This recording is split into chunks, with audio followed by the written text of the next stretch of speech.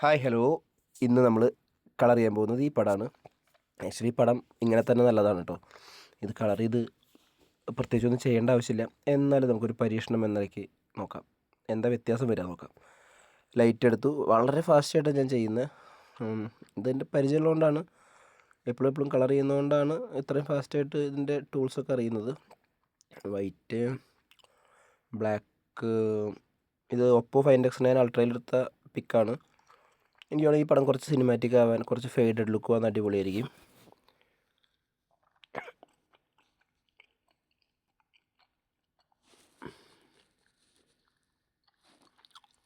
ഈ കളർസ് ഭയങ്കര ഇമ്പോർട്ടൻ്റ് ആട്ടോ ഒരു പടം ഗ്രേഡ് ചെയ്യുമ്പോൾ.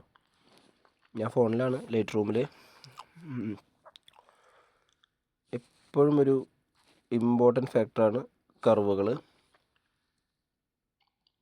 എനിക്ക് വേണമെങ്കിൽ കുറച്ച് ഹൈലൈറ്റിനൊക്കെ ഒരു ഭംഗി കൊടുക്കാൻ ഈ ബ്ലൂ കുറച്ച് കയറ്റിയാൽ അടിപൊളിയായിരിക്കും. ഇതൊരു ഹാർഡ് കളറിംഗ് ആണ്. ഹാർഡ് കളറിംഗ് എന്നുണ്ടെങ്കിൽ എൻ്റെ റിയൽ പരിപാടി എന്നൊക്കെ മാറ്റിയിട്ട് ചെയ്യുന്നതാണ്. അടുത്ത കളർ നമ്മളെടുത്തു. ഇതിൽ ബ്ലൂ നന്നായിട്ടുണ്ട്. ഉണ്ട്, ബ്ലൂ ഇങ്ങനെ കട്ട് ചെയ്യാൻ നമുക്ക് വേണ്ടി, പക്ഷേ ഞാൻ കട്ട് ചെയ്യുന്നില്ല. ഞാൻ കുറച്ച് സിനിമാറ്റിക് ആക്കാൻ നോക്കണേ. നമുക്ക് വാൾപേപ്പറൊക്കെ ഇടാൻ പറ്റുന്ന ഒരു ഇമേജാക്കി മാറ്റാനാണ് ഞാൻ ശ്രമിക്കണേ. സോ അവിടെ നിൽക്കട്ടെ. യെല്ലോ കുറച്ചുണ്ട്. ആ യെല്ലോ നമുക്ക് കൂട്ടിക്കഴിഞ്ഞാൽ ആ ഇരുമ്പിൻ്റെയൊക്കെ പ്ലേറ്റുകളുടെയൊക്കെ കളറ് നല്ല ഒറിജിനൽ കളർ കിട്ടും.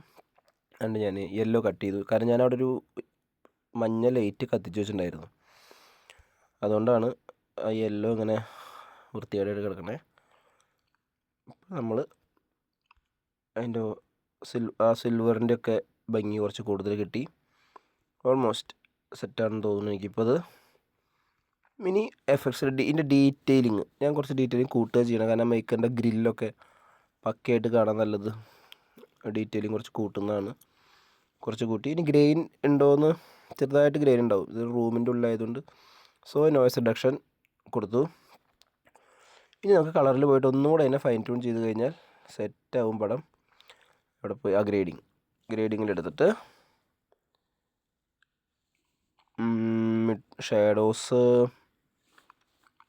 ഷാഡോസിന് ഇപ്പോൾ ഏത് കളറൊക്കെ കൊടുക്കുക?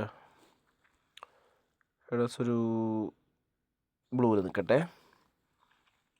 അടുത്ത് മിഡ് ടോൺസ്, മെയിൻ കളർ ഒക്കെ മിഡ് ടോൺസ് സെക്ഷനിലാണ് വരിക.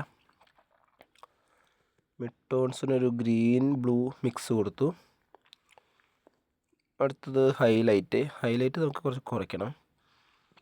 ഹൈലൈറ്റിനൊരു ബ്ലൂ കൊടുത്തിട്ട് നമുക്ക് രണ്ട് കാര്യം ചെയ്യാം. ഹൈലൈറ്റ് ഒരു ബ്ലൂ വെച്ചിട്ട് ബ്ലൂവിൻ്റെ ലൂമിനൻസ് നമുക്ക് കുറയ്ക്കാം.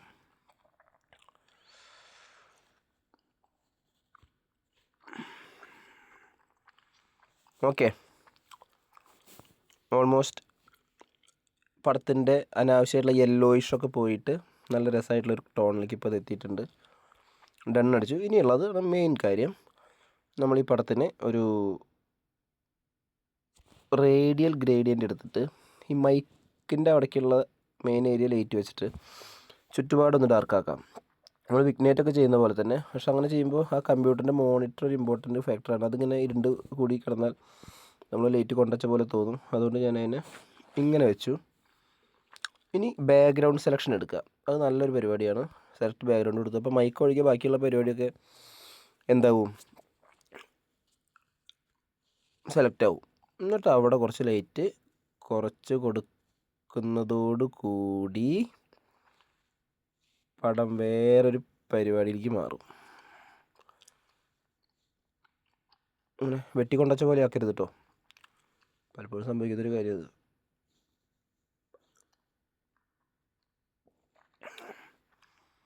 ഇപ്പോൾ ഒരു ലെവലായി. ഞാൻ ഒറിജിനലായിട്ട് കമ്പാരിസൺ ചെയ്യാറായിട്ടില്ല. അതിനാണ് എല്ലാവരും വെയിറ്റ് ചെയ്യുന്നുണ്ടാവുക ഒറിജിനൽ എങ്ങനെയായിരുന്നു എന്ന്. ഇനി ഒരു കാര്യം കൂടെ ഇതിനകത്ത് ചെയ്യാം നമുക്ക്. എന്താ വെച്ചിട്ടുണ്ടെങ്കിൽ ബ്ലറൊന്ന് കൂട്ടി കൊടുക്കാം. ഈ ബ്ലറ് ഫോട്ടോഷോപ്പിൻ്റെ ലൈറ്റ് റൂമിൻ്റെ ഒറിജിനൽ ആപ്പിലും ഇതിൻ്റെ പ്രീമിയം വെർഷനിലും ഇടയ്ക്കൊരു ബഗ്ഗൊക്കെ വരലുണ്ട്. ഇന്ന് കുഴപ്പമുണ്ടാവില്ല തോന്നുന്നു. കാരണം ഈ പടം അത്യാവശ്യം നല്ലൊരു കോമ്പോസിഷനിൽ വന്നിട്ടുണ്ട്. ഫോക്കസിങ് പക്ക ഷാർപ്പായിട്ട് നിൽക്കണോണ്ട് ബ്ലർ കൃത്യം കിട്ടാൻ ചാൻസ് ഉണ്ട്. നോക്കാം ലൈറ്റ് റൂം എങ്ങനെയാണ് അതിന് പണിയാന്ന്. പക്ക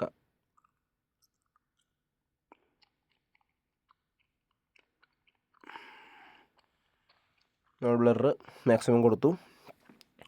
അടിപൊളിയായി.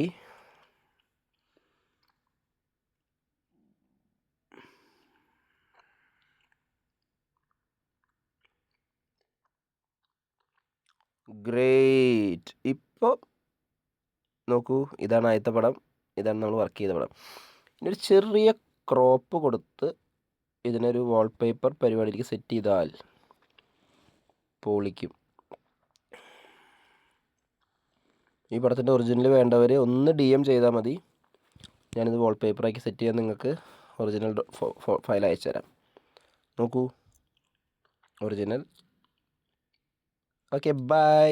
Thanks for watching. ഫോളോ ചെയ്യാൻ മറക്കല്ലേ. പൊള്ളി എഡിറ്റ് വീഡിയോസ് തരാം.